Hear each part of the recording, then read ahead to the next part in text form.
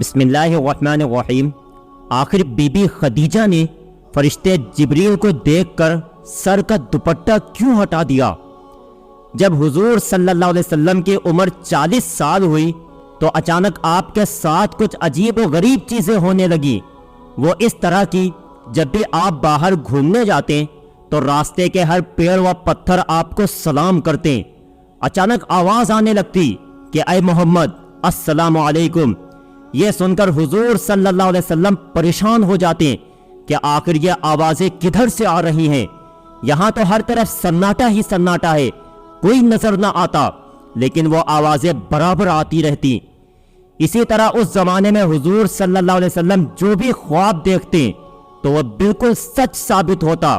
اگر خواب میں دیکھتے کہ میں فلاں انسان سے بات کر رہا ہوں، یا کعبے کے پاس کھڑا نماز پڑھ رہا ہوں، یا دور سے کوئی انسان مجھ سے ملنے آ رہا ہے، تو اگلے دن وہ سبھی باتیں بالکل سچ ہو کر نظر آتی۔ یہ سب دیکھ آپ صلی اللہ علیہ وسلم بہت پریشان تھے کہ آخر یہ میرے ساتھ کیا ہو رہا ہے۔ وقت گزرتا گیا اور حضور صلی اللہ علیہ وسلم کو اکیلے رہنا زیادہ پسند آنے لگا۔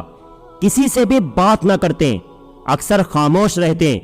ان دنوں میں اکثر حضور صلی اللہ علیہ وسلم مکہ سے تھوڑی دور ایک پہاڑ پر بنی غار میں چلے جاتے اور کئی دن وہیں گزارتے۔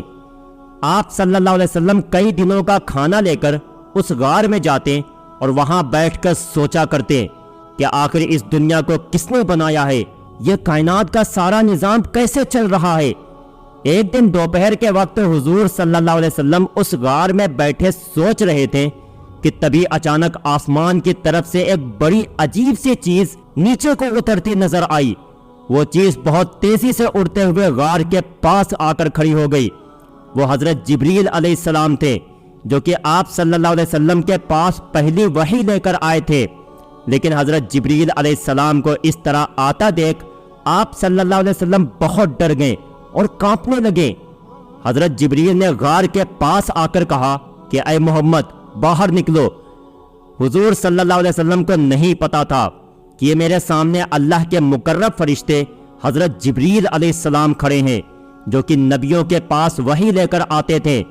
حضور صلی اللہ علیہ وسلم نے تو جب پہلی بار حضرت جبریل کو دیکھا تو بہت زیادہ ڈر گئے اور آپ کا جسم کانپنے لگا۔ حضور صلی اللہ علیہ وسلم جیسے ہی غار سے باہر نکلے تو حضرت جبریل نے پیچھے سے آپ کو پکڑ لیا اور گردن کے بیچ اپنی کوہنی رکھ کر بہت تیز دبایا اور کہنے لگے کہ اے محمد پڑھو۔ یہ سن کر حضور صلی اللہ علیہ وسلم بہت گھبرا گئے اور ڈرتے ہوئے کہنے لگے کہ میں پڑھنا نہیں جانتا۔ لیکن حضرت جبریل نے اگلی بار اور تیز گردن دبائی اور کہا کہ اے محمد پڑھو۔ تو حضور صلی اللہ علیہ وسلم نے دوسری بار بھی وہی جواب دیا کہ مجھے پڑھنا نہیں آتا، میں امی ہوں۔ جب اللہ کے رسول نے اس بار بھی وہی جواب دیا تو حضرت جبریل نے تیسری بار حضور صلی اللہ علیہ وسلم کو اتنی تیز دبایا کہ اللہ کے رسول فرماتے ہیں کہ مجھے اس وقت محسوس ہوا کہ جیسے میری جان نکل جائے گی۔ اور پھر حضرت جبریل نے کہا کہ اے محمد پڑھو۔ جب حضرت جبریل نے تیسری بار حضور صلی اللہ علیہ وسلم کو دبایا تو اسی وقت اللہ کی طرف سے ایک تجلی حضور صلی اللہ علیہ وسلم کی طرف آئی اور آپ کے جسم میں شامل ہو گئی۔ وہ تجلی ایک ایسی طاقت تھی کہ جس کی وجہ سے حضور صلی اللہ علیہ وسلم وحی کے بوجھ کو برداشت کر سکتے تھے، ورنہ قرآن میں اللہ نے فرمایا ہے کہ اگر اس قرآن کو ہم پہاڑ پر بھی نازل کر دیتے تو شاید پہاڑ بھی اسے برداشت نہ کر پاتا اور ریزہ ریزہ ہو کر ختم ہو جاتا۔ لیکن اللہ نے حضور صلی اللہ علیہ وسلم کا دل ایسا مضبوط بنا دیا تھا کہ آپ صلی اللہ علیہ وسلم آرام سے اس قرآنی وحی کے بوجھ کو برداشت کر لیتے۔ اسی لیے جب حضرت جبریل علیہ السلام نے تیسری بار حضور صلی اللہ علیہ وسلم کو دبایا اور اللہ کی تجلی آپ کے دل میں شامل ہو گئی تو اللہ کے رسول نے پڑھنا شروع کر دیا، اور پھر حضرت جبریل نے سورہ اقرا بسمی کی 5 آیتیں پڑھ کر سنائی کہ جن کا مطلب ہے کہ اے محمد پڑھو اس اللہ کے نام سے کہ جس نے ساری کائنات کو بنایا ہے اور اس انسان کو کھنکھناتی مٹی سے پیدا کیا۔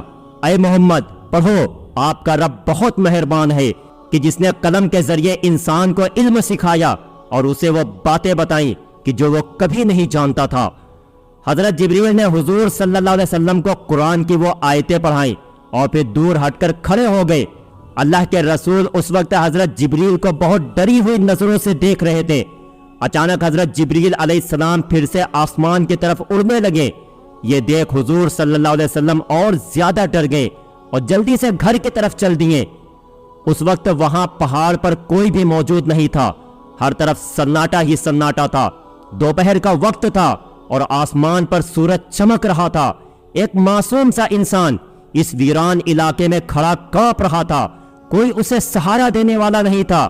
اس انسان کو نہیں پتا تھا کہ آخر یہ فرشتہ کون ہے اور میرے پاس کیوں آیا ہے، لیکن شاید اب دنیا کی تقدیر بدلنے کا وقت آ چکا تھا اور اللہ بھی اپنے اس پیارے نبی سے مخاطب ہو رہے تھے کہ جن کے لیے ساری کائنات کو بنایا گیا، زمین و آسمان، چاند و سورج، چرند و پرند، یہاں تک کہ ہر چیز کو انہی کے خاطر پیدا کیا گیا۔ آج اس معصوم نبی کو اس ویران علاقے میں ساری دنیا کو صحیح راہ پر لانے کی ذمہ داری دی جا رہی تھی۔ لوگوں کو بتایا جا رہا تھا کہ اے لوگو، اب وہ نبی آ چکا ہے کہ جس کا دنیا کی ہر چیز انتظار کر رہی تھی۔ وہ نبی آ چکا ہے کہ جس کے ایک آنسو پر آسمانوں میں تہلکہ مچ جائے گا۔ وہ نبی آ چکا ہے کہ جس کی دعاؤں پر آسمانوں کے سارے فرشتے اس کی مدد کرنے آ جائیں گے۔ ہمارے نبی حضور صلی اللہ علیہ وسلم اس وقت پہاڑ پر کھڑے حضرت جبریل علیہ السلام کو آسمان کی طرف جاتا دیکھ رہے تھے اور آپ کا سارا جسم کانپ رہا تھا۔ جب حضرت جبریل آنکھوں سے غائب ہو گئے تو آپ صلی اللہ علیہ وسلم جلدی سے پہاڑ سے نیچے اترے اور تیز قدموں کے ساتھ اپنے گھر کی طرف چل دیے۔ اس وقت گھر میں آپ صلی اللہ علیہ وسلم کی 3 بیٹیاں اور بی بی خدیجہ موجود تھیں۔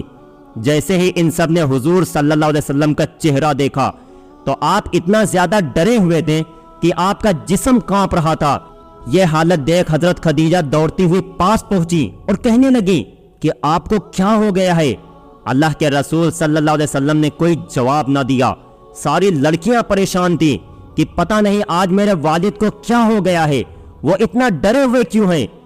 تھوڑی دیر بعد اللہ کے رسول نے اشارے سے کہا کہ اے خدیجہ، میرے لیے چادر لے کر آؤ، مجھے بہت ڈر لگ رہا ہے۔